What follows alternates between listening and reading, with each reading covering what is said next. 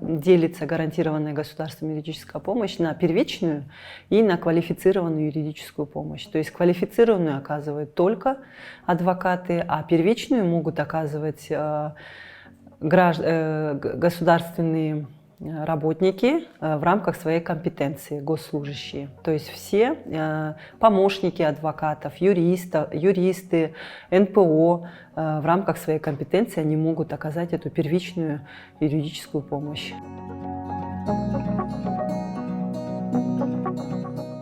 Эта новая редакция направлена на то, чтобы граждане наши получали бесплатную юридическую помощь не только по уголовным делам, но также и по гражданским, административным делам. Кроме того, эту бесплатную юридическую помощь могут также получить лица без гражданства, беженцы, иностранные граждане.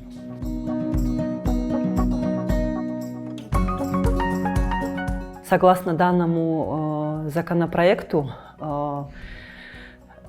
очень высокие требования предъявляются к адвокатам, которые вступают в этот реестр по гарантированной государством юридической помощи.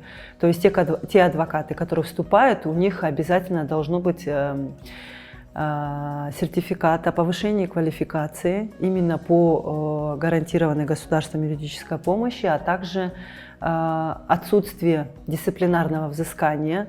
Кроме того, в рамках оказания гарантированной государством юридической помощи они руководствуются стандартами качества оказания квалифицированной юридической помощи. То есть это такой вот алгоритм действия адвоката на каждом этапе работы. По итогам своей работы координатор проверяет, соблюдал ли адвокат стандарты и оплачивает ему работу.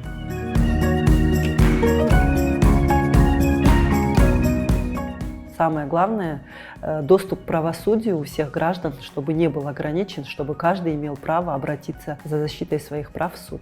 Хотелось бы попросить наших коллег, адвокатов, чтобы они активно принимали участие, вступали в реестр и оказывали эту гарантированную государством юридическую помощь.